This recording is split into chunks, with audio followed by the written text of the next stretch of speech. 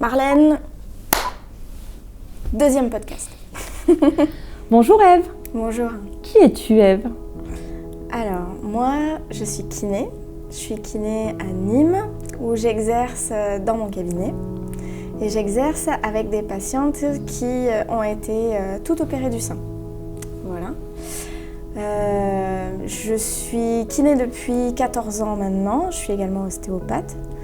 Et j'ai une formation j'ai une formation très spécifique pour ça. Je dis un tout petit peu, mais en fait c'est très spécifique, puisque j'ai 2 diplômes d'université qui sont en corrélation avec cette spécialité. Et donc les patientes sont accueillies du début de leur maladie jusqu'à la fin si elles le souhaitent et si elles en ont besoin en fait. Voilà. Pourquoi as-tu choisi cette spécialité justement dans ton parcours professionnel ? Alors, dans mon parcours, déjà, ce que je voulais être, c'est être utile. Moi, ce que j'aimais, c'est quand les choses avancent. Voilà. Ce que j'aime toujours, c'est quand les choses avancent. Et ça s'est fait comme ça. Quand j'ai commencé à exercer, je travaillais dans un cabinet de groupe et la Ligue contre le cancer était juste en face de ce cabinet. Et les patientes se sont passé le mot. À la fin de leurs activités, elles venaient à leur séance de kiné juste en face, puisque elles se sont passé le mot comme quoi il y avait une jeune femme qui travaillait dans ce cabinet et qui faisait ce qu'on appelle du drainage lymphatique manuel. Voilà, qui est un peu spécifique, qui est un peu technique concernant la prise en charge du sein. Et effectivement, moi, je n'avais appris que ça à la base. Donc, elles sont arrivées à 1, à 3, à 5, à 10, à 15. Et en fait, il y avait des choses que je ne comprenais pas forcément. Parce que moi, on m'avait appris que ça. Donc, du coup, je suis retournée à l'école pour me former, mieux me former auprès des patientes qui ont eu un souci au niveau du sein parce qu'on ne m'avait jamais parlé de douleur. Et la première des choses pour laquelle tu passes la porte du cabinet, c'est souvent la douleur. Je viens, d'abord c'est « Docteur, j'ai mal ». Ok, pourquoi vous avez mal ? Eh bien, allez voir votre kiné, peut-être qu'il trouvera une solution. Et du coup, je me suis formée, ça m'a beaucoup intéressée. Et comme j'étais passionnée par ça, après c'est les professeurs qui sont venus me chercher pour que je fasse un peu plus de choses, dont de la recherche là-dessus aussi. Voilà. Qui sont les relais pour venir te voir ? Quand on est dans un parcours médical, qui va relayer l'information que tu existes, que tu as cette spécialité et que tu sais nous accompagner ? Alors, la plupart du temps, c'est ou le médecin chirurgien, celui qui opère au tout début ou lors du parcours de soins, ou alors c'est le radiothérapeute. Parce que l'une des raisons pour lesquelles les patientes viennent au cabinet, c'est que la plupart du temps, voire même à 100% du temps, les patientes ont besoin de radiothérapie. Et la position de la radiothérapie, c'est celle-ci. Donc les personnes doivent avoir le bras levé quasiment moins de 2 mois après avoir été opérées. Sauf que quand on a été opéré, on a souvent des contusions, on a aussi un souci avec certains réseaux de drainage qui sont un peu trop raides, un peu trop raccourcis, et du coup on a du mal à lever le bras. Donc les radiothérapeutes m'envoient les patientes pour qu'elles arrivent à monter le bras sans douleur. Parce que répéter cette opération pendant 10 minutes, comme ça, 30 fois de suite, au final, ça peut générer des douleurs, des contractures au niveau du dos, de l'épaule. Et il faut bien préparer ça. Voilà. Et ensuite, les troisièmes... dans le parcours, du coup, je fais un peu le parcours, mais c'est l'oncologue également, qui peut proposer à aller voir un kiné, notamment par la suite, parce que c'est un parcours qui peut être fatigant pour le système. Et du coup, pour ces femmes qui veulent tout faire, tout refaire, vivre à fond après ces épreuves, et reprendre une vie le plus normale possible et faire tout ce qu'elles ont envie de faire. Du coup, il leur faut de l'énergie, il faut de la reprise, mais le faire de manière progressive et sans douleur. Du coup, pour les réhabiliter presque, ou pour leur redonner ce peps et cette énergie, oui, ouais, c'est ça, j'arrive dans ce parcours-là. Et puis parfois, les médecins généralistes aussi sont un peu au courant, ils nous envoient des patientes, etc. Et puis après, c'est entre elles qu'elles se passent le mot aussi. Ça arrive, et dans les associations aussi. Très bien. Alors moi, Ève, je me rappelle être venue te voir parce que suite à ma grossesse, en fait, suite à ma deuxième grossesse que j'ai eue après les traitements, il se trouve qu'il me restait quelques glandes mammaires sous l'aisselle et que justement mon gynécologue m'a adressé à toi en me disant « Mais Marlène, vous pouvez vous faire accompagner médicalement parlant parce que suite à cette opération-là, je ne pouvais pas tendre le bras. Et un geste qui me gênait, c'est que je ne pouvais pas, par exemple, correctement soulever ma fille ou bien lui donner la sucette. » Et donc on m'a dit « Va voir Ève, je ne te connaissais pas. » Et moi, je me rappelle très bien de notre première rencontre. Mais est-ce que toi, tu t'en souviens ?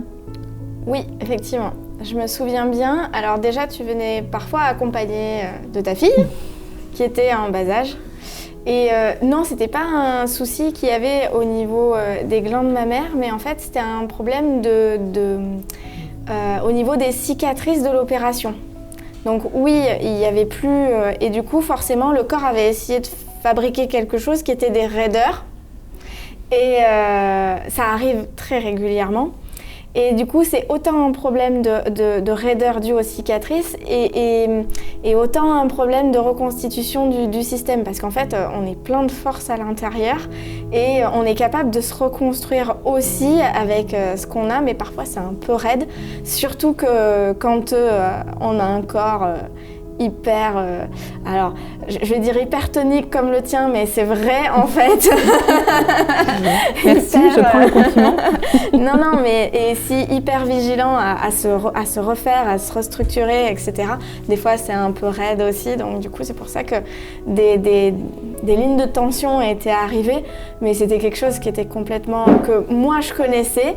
Il a fallu d'abord que je te rassure pour te dire ne t'inquiète pas, ce n'est pas grave du tout, ça arrive et en plus en quelques séances ça va disparaître. Moi, ce dont je me souviens aussi, c'est un échange qui était tout doux, très gentil et super bienveillant. Tu m'as dit à la dernière séance, Ève, on s'est rencontrés qu'avec les masques. Voilà. Et je voudrais que si jamais on se retrouve dans la rue, qu'on puisse se reconnaître. C'est vrai, et c'est vrai que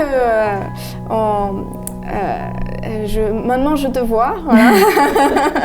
Est-ce que tu peux enlever ton masque, que je vois à quoi. Et donc on avait enlevé nos masques et on avait échangé entre guillemets ce premier regard où on se voyait réellement. C'est vrai. Je partage. Ouais. Un autre point que je partage aussi avec toi, c'est que pendant tout notre parcours, on est habitué à avoir des douleurs. Suite aux opérations, suite à la chimiothérapie, à la radiothérapie pour celles qui le font. Mais en fait... C'est pas une norme, la douleur. Exactement. C'est bien ce dont on doit prendre conscience. C'est pas normal d'avoir mal. Et la moindre douleur, il faut l'écouter et pas attendre. Tu vois, moi, suite à cette dernière opération, qui était après mon parcours médical principal, en fait, j'aurais bien aimé... oublier cette douleur et me dire non, j'ai pas besoin finalement à nouveau d'aller faire des soins, à nouveau de faire des démarches, à nouveau de laisser un peu de place à mon cancer dans ma vie de jeune maman. Mais en fait, si, c'était important. Et c'était important pour plusieurs choses. Important pour que je n'ai plus mal, important pour que je retrouve la mobilité de mon bras, mais important parce que regarde, ça m'a permis de te rencontrer, ça m'a permis de t'embarquer aujourd'hui dans Belle et Rose et ça m'a aussi permis de parler de toi et de ce que tu faisais à des amis, des personnes qui en avaient besoin. Qu'est-ce que tu voudrais dire par rapport à ça, par rapport à la douleur? Toi qui vois les personnes au début de leur parcours, mais aussi à la fin, tu dois aussi voir des personnes finalement qui vivent avec cette douleur depuis de nombreuses années, qui ne sont pas écoutées depuis. Oui, effectivement. En fait, il faut savoir que la priorité de tous les médecins, c'est d'abord de vous soigner, de vous guérir même. Voilà. Et le droit à l'oubli, c'est le mot qui me vient maintenant, en fait.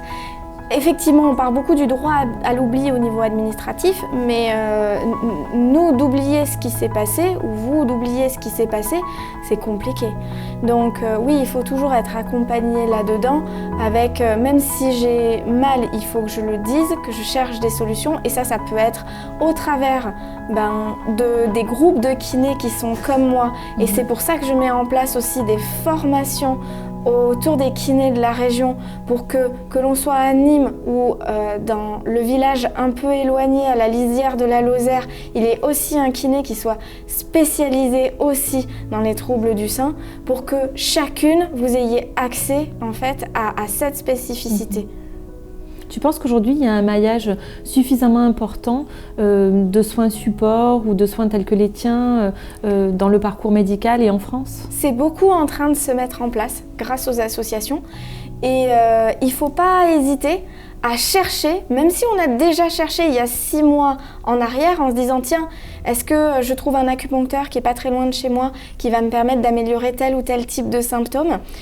Il faut pas hésiter en fait à relancer parce que parfois il y a d'autres réseaux qui se sont recréés ou au contraire certains qui n'ont pas émergé lors de notre première recherche ou des personnes qui se sont rencontrées et finalement le monde est tellement petit qu'il y a que les montagnes qui ne se rencontrent pas. Les personnes que l'on devait rencontrer sur notre parcours de soins, de santé, ils vont apparaître. Et c'est les bonnes personnes qu'il nous faut au moment où on en a besoin. Si tu te projettes dans 10 ans, au niveau professionnel, tu penses que tu ferais quoi ? Alors déjà, ma vie elle n'est pas que professionnelle. Moi d'abord, dans 10 ans, je veux au niveau perso être bien dans mes baskets, etc. Voilà. Mais dans 10 ans au niveau professionnel, en second point, en second niveau. Après ta vie à toi. Après ma vie à moi. Déjà, il faut savoir que mon cabinet, c'est vrai que tout le monde dit qu'il est chaleureux, etc. Pour moi, il manque quelques mètres carrés. Tout simplement pour que chacun puisse prendre le temps de faire ses exercices, de prendre le temps de se poser au cabinet et d'avoir un temps pour soi, en fait, au cabinet. Donc, augmenter de quelques mètres carrés. Voilà. Ensuite, au niveau professionnel, je veux continuer dans 10 ans à proposer de la formation aux kinés qui arrivent, qui viennent, pour vraiment continuer ce maillage et continuer un peu cette spécificité. Et puis, dans 10 ans, j'imagine que d'autres réseaux auront fait leur chemin comme le tien et auront apporté à beaucoup plus de monde et se sont encore plus étendus avec pas mal de projets que je continuerai à suivre avec beaucoup d'attention, de cœur parce que je trouve que ça met du sel, quoi. C'est bien, c'est génial. Et de se retrouver tous autour de passion. Je ne veux pas dire passion commune, mais de traits communs, oui, c'est ça. Donc moi, il va être aussi, dans 10 ans, penché vers les associations de patientes parce que je veux rester près des patientes. Quels autres conseils donnerais-tu aux femmes qui entament leur parcours médical ? Alors, le parcours médical, déjà, on ne l'a pas choisi. Voilà. On ne l'a pas choisi, ça nous tombe dessus. J'ai appris un chiffre, là, ces 2 derniers jours. C'est qu'avant l'opération, il y a 27 rendez-vous. 27. C'est dense. Déjà, rien que l'annonce, c'est très dense. Donc, voilà. Et ensuite, il y a plein d'étapes à passer et le conseil que moi j'ai à leur donner, c'est que c'est pas un sprint. Donc je pars pas pied au plancher, à fond sur la pédale, en disant allez, je donne tout maintenant, comme ça au moins. Non, en fait non, c'est un parcours qui est long, où il faut garder de l'énergie, il faut garder le feu à l'intérieur aussi. Ouais. Et c'est plutôt un marathon, c'est une course de fond. Il y a le début, je manque de souffle un peu, donc je demande des encouragements à droite, à gauche, puis au final je trouve mon rythme. Donc je sais ce qui me fait du bien, etc. Et c'est ça qu'il faut arriver à trouver pour que réellement ce parcours, même s'il est long, il faut vraiment garder de la force et de la puissance. Et oui, ouais. À la fin, la victoire, ouais, elle est belle. Ça vaut le coup. Oui, bien sûr. Penses-tu qu'il y a encore des tabous à faire tomber autour du cancer du sein ? Oui. Le tabou, il est avant tout ce parcours-là. Les patientes, avant d'être patientes, elles ont été diagnostiquées. Et souvent, c'est au moment d'une mammographie à la base qui paraissait seulement bénigne. Mais en fait, c'est elle qui est importante. Plus on élargit le nombre de patientes ou le nombre de personnes qui font ces mammographies de pré-diagnostic, plus c'est important. Plus on a des chances que la maladie soit pas encore là, très méchante, et du coup le parcours de soins va être encore plus raccourci et tous les problèmes qui peuvent en découler. Donc oui, il y a un frein et il est au moment des mammographies. Voilà. On est à la recherche actuellement de 100 000 femmes qui n'ont pas fait leur mammographie de dépistage. Depuis le Covid, on ne sait pas où sont parties ces femmes. Elles ont arrêté leur parcours tous les ans. Chacune faisait leur mammographie ou tous les 2 ans de contrôle. Et depuis le Covid, elles ne sont pas revenues dans les cabinets. Donc oui, j'appelle les femmes à revenir et à redemander à leur gynécologue, à leur radiologue, est-ce que c'est maintenant que je dois la faire et continuer leur parcours de soins. Voilà. Très bien. Merci pour ce message. Oui, il est important. Que représente pour toi Belle et Rose ? Alors Belle et Rose, pour moi, c'est d'abord des projets. Aujourd'hui, c'est une association, mais avant, c'était des projets. C'est des projets qui tiennent à cœur alors, il y a un avant et après les projets Belle et Rose pour les dames qui y participent. Je dis les dames parce qu'en fait, comme il n'y a pas que des patientes, du coup, pour les dames et les accompagnants qui y participent, avant, c'est une découverte en disant « Ah bon, ça existe ok, qui est Marlène qu'est-ce qu'elle vient nous proposer ?» Et puis après, on se révèle aussi un peu à soi-même.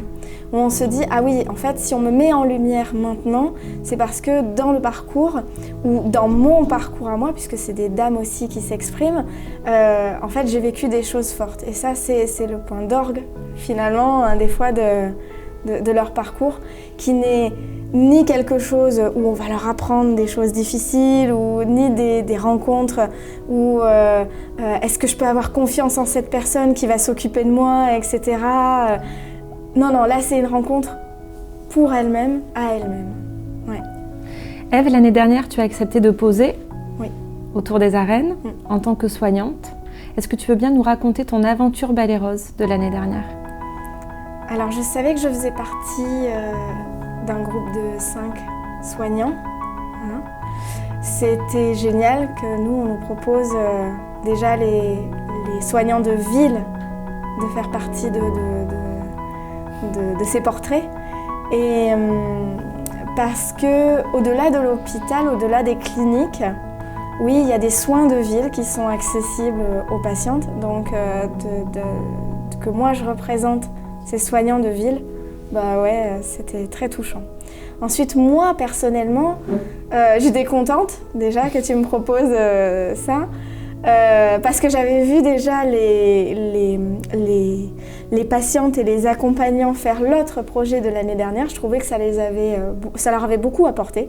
Et forcément,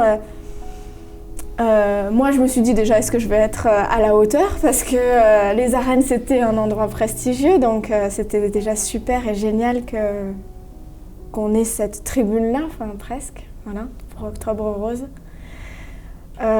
Et puis, le shooting photo était très agréable. Merci encore à Pauline de nous avoir accueillis dans son atelier. Et de riches rencontres aussi, avant, après. Et puis moi, j'étais contente aussi de pouvoir te proposer quelles personnes moi j'avais rencontrées dans mes échanges au niveau professionnel et te parler de celles que j'avais rencontrées cette année-là pour potentiellement les amener vers Belle et Rose, voilà, pour qu'elles connaissent aussi. Ève, le mot de la fin ?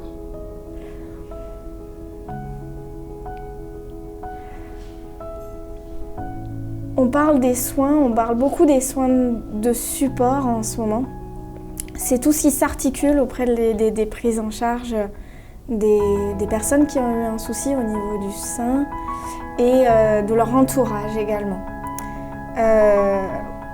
Oui, les soins de support sont extrêmement importants parce que c'est un temps pour soi où on s'occupe de soi, où on cherche des solutions que le corps médical, et j'en fais partie, ne nous donne pas forcément d'aide. La fatigue, les nausées, les coups de mou aussi, parce qu'il peut y avoir des coups de mou. Et les soins de support, ça fait partie de ça, de tout cet accompagnement qui peut être là. Il ne faut pas s'isoler. C'est vraiment ce que je voudrais dire. Il faut aller chercher et se dire que même si le parcours de soins peut être un peu long, fatigant, un problème, une solution. Donc c'est par des points de... Je vais dire des points de chute, mais c'est pas ça. Mais des points de rencontre comme Belle et Rose, comme d'autres associations qui sont là, en fait, qu'on arrive à trouver du lien et sens également. Merci Ève. Merci à toi surtout. Merci. Et cap.